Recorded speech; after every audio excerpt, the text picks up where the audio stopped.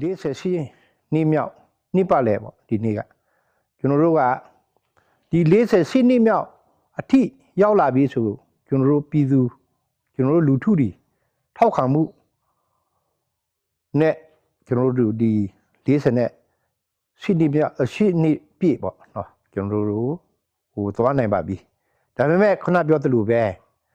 ကျွန်တော်တို့အဓိကကျွန်တော်တို့ဖွဲ့စည်းကအဓိကကိုကျွန်တော်တို့လူမျိုးပေါင်းစုံနဲ့ကျွန်တော်တို့အခြေခံထားတဲ့ဖွဲ့စည်းတစ်ခုလည်းဖြစ်တယ်အဲ့ဒါကြောင့်လို့ကျွန်တော်တို့ကအဓိကကိုကျွန်တော်တို့ပြည်သူလူမျိုးဖို့ပဲကျွန်တော်တို့အဓိကရည်ရွယ်ခဲ့အဲ့ဒါပါပဲဒါပေမဲ့ခုနပြောသလိုပဲကျွန်တော်တို့ကပြည်သူလူထုနဲ့ချက်လက်ကျွန်တော်တို့ရဲ့ကလတာဖွဲ့စည်းပေါ့နော်ဒါကိုကျွန်တော်ပါဝင်ကိုကြီးဖို့ဆိုကျွန်တော်အထူးမိတ္တာရက်ခံရှင်တယ်နောက်တစ်ခုကကိုကျွန်တော်တို့ကကလတာရဲ့ရည်ရွယ်ချက်ကတော့ကျွန်တော်တို့ပြည်သူရဲ့လူမျိုးရဲ့အထီးပေါ့ဒါကျွန်တော်တို့တိုက်ပွဲဝင်ပါမယ်လို့ကျွန်တော်တို့တိတ်ထောင်နဲ့အတိပြုပါတယ်အားလုံးလည်းကျေးဇူးတင်ပါတယ်ကလတာတီ1984ကနေကနေ့2026ခုနှစ်မှာ40နှစ်ပြည်သွားပြီဖြစ်တဲ့အတွက်ကြောင့်ဘာဖြစ်လဲဆိုဒီသူအတွက်အထူးသဖြင့်ဖြစ်တဲ့တတစ်ခုဖြစ်နေတဲ့အတွက်ကြောင့်ကျွန်တော်တို့ဟာတည်တံ့ရှိပါစေကျွန်တော်တို့လည်းကလတာတခြားလုံးနဲ့တည်တံ့ခံမြဲပါစေဘာဖြစ်လဲဆိုတော့ကျွန်တော်တို့ဟာ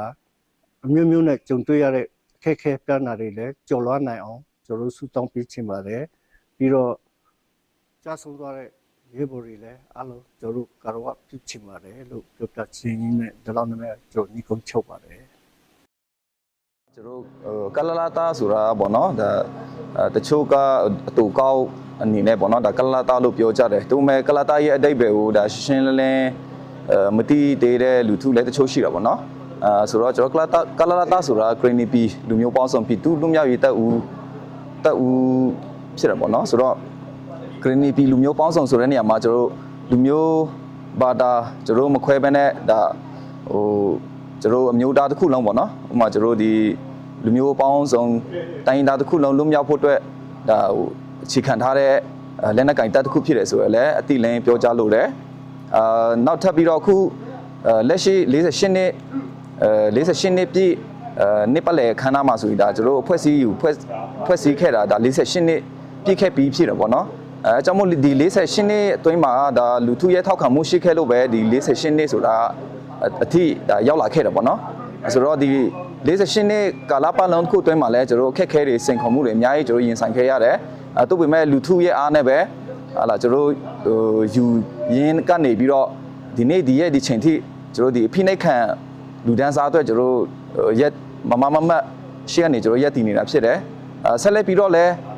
ကျွန်တော်ဖိနှိတ်ခံလူဒန်းစားအဖိနှိတ်ခံလူမျိုးပေါင်းစုံအတွက်ကျွန်တော်ဆက်လက်ပြီးတော့တိုက်ပွဲဝင်သွားမယ်လို့ပြောကြားရင်းနဲ့ဒီလောက်နဲ့ပဲနှိကုံချုပ်ပါတယ်အားလုံးကျေးဇူးတင်ပါတယ်ဒီနေ့ဆိုလို့ရှိရင်ကျွန်တော်တို့ဖိနှိတ်ခံလူဒန်းစားတွေဒီဖိနှိတ်ခံလူမျိုးတွေနဲ့ဒီကျွန်တော်လူမျိုးပေါင်းစုံပေါ့လူမျိုးပေါင်းစုံနဲ့အတူတူရှင်တွဲလက်တွဲပြီးကြတော့ဒီအဖွဲ့အစည်းကိုတီထောင်လာခဲ့တာဆိုလို့ရှိရင်48နှစ်ပြည့်တဲ့နေ့တူနေ့မြတ်လေးဖြစ်ပါတယ်ကျွန်တော်အဖွဲ့အစည်းရဲ့48နှစ်ပြည့်မွေးနေ့ပေါ့နော်ဟုတ်အဲဒီကြတော့ကျွန်တော်တို့မှာကအန်နီမာယူမန်ချက်အနေနဲ့ဒီစစ်ကိုအမြင့်ပြတ်တိုက်ဖို့အတွက်ရယ်နောက်ပြည်သူလူထုရဲ့ဒီ ONC စိမ်းကာကွယ်ဖို့ဒီကျွန်တော်တို့ရဲ့ဆောင်ပုဒ်တွေနဲ့အညီကျွန်တော်တို့မူဝါဒလမ်းစဉ်နဲ့အညီကျွန်တော်တို့ဟာဆိုလို့ရှိရင်ရှေ့လျှောက်လဲဆက်လက်ပြီးတော့ဒီပြည်သူတွေနဲ့အတူတူလက်တွဲပြီးကြတော့ဆက်လက်ပြီးတော့ရက်တီသွားဖို့အတွက်ကိုရှိရပါတော့ဟုတ်ကျွန်တော်တို့ဒီနေ့ကြာရောက်တဲ့မွေးနေ့ဒီ48နှစ်မြောက်အတွက်ကိုလည်းဝမ်းသာဂုဏ်ယူပီတိဖြစ်မိပါတယ်ဟုတ်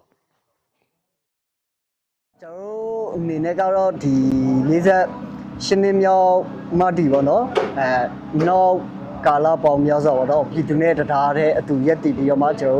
တော်အလုပ်တွေအများကြီးဆက်လုပ်တော့မယ်ပြီးတော့မှကျွန်တော်ရဲ့အဖွဲ့အစည်းရဲ့နာမည်တိုင်းပေါ့နော် Green P လူမျိုးပေါင်းစုံပြည်သူလူမျိုးတက်ဦးဖြစ်တာဖြစ်တဲ့အတွက်ကျွန်တော်လူမျိုးပေါင်းစုံရဲ့လူမျိုးပေါင်းစုံလူထုတွေကိုအခြေခံပြီးတော့မှပဲကျွန်တော် ဆက်လက်ရက်တည်သွားရမှာပေါ့နော်ဆက်လက်သူတို့ကိုပဲအာယူရမယ်အခုလက်ရှိလေကျွန်တော်တို့အာယူခဲ့ရတယ်ပေါ့နော်ပြီးတော့မှကျွန်တော်တို့ဒီစစ်အာဏာရှင်ခေတ်ဆက်ဆက်ပေါ့စစ်အာဏာရှင်စနစ်ကနေပြီးတော့မှကျွန်တော်တို့လူထုကိုဖိနှိပ်ခဲ့တဲ့ခေတ်ဆက်ဆက်မှာလဲတော်လန်တဲ့နေရာမှာပြည်သူကအခေအကြတယ်တိုးတွက်ကြောင့်ကျွန်တော်တို့ကလူထုအားဝယ်ဆက်လက်ယူပြီးတော့မှကျွန်တော်တို့ဆက်ပြီးတော့မှပဲအာတင်ပြီးတော့မှရှေ့ဆက်တော့ပါပဲပေါ့နော်နောက်တစ်ခုအနေနဲ့ကတော့ကျွန်တော်တို့ဒီအဖွဲ့အစည်းအနေနဲ့ကလည်းကာလပေါင်းများစွာရက်တီလာခဲ့တဲ့အချိန်ဒီမှာကျွန်တော်တို့အခက်ခဲတွေရုပ်ကရမှုတွေများစွာရှိရဲမျိုးစုံပေါ့နော်ဒါမဲ့အခက်ခဲကြားတဲ့နေရာတွေကျွန်တော်တို့ရောက်အောင်ကြက်ကြက်ခံပြီးတော့မှရက်တီပြီးတော့မှကျွန်တော်တို့ဆက်လက်ပြီးတော့မှလူထုအတွက်ဆက်လက်ရက်တီပါမယ်လို့ပြောချင်ပါတယ်ကျွန်တော်တို့ဒီကနေ့48နှစ်မြောက်ရောက်လာတဲ့ဒါကျွန်တော်တို့ဒီကနေ့ဒီချင်ချင်းဘာကြောက်ရတည်နိုင်လဲဆိုတာလူထုရဲ့ထောက်ခံမှုပေါ့နော်လူထုအားနဲ့ကျွန်တော်တို့သွားတယ်အကြောင်းမလို့ကျွန်တော်တို့48နှစ်မြောက်ရောက်လာပါပြီဒါပေမဲ့ကျွန်တော်တို့ရဲ့ဆောင်ပုတ်နဲ့အညီကျွန်တော်တို့လူထုမလွတ်မြောက်မချင်းကျွန်တော်တို့ကလလတဆိုတာဆက်ရှိနေအောင်ပါပဲဒါကြောင့်မလို့အာနာရှင်ရှိနေသေးတဲ့ကလလတဆိုတာဆက်ရှိနေအောင်ပါပဲအာနာရှင်ပြုတ်တဲ့တနေ့ကျရင်ကျွန်တော်တို့ကလလတဆိုတာတာဝန်ပြီးဆိုတဲ့နေ့ဖြစ်ပါတယ်အားလုံးကျေးဇူးတင်ပါတယ်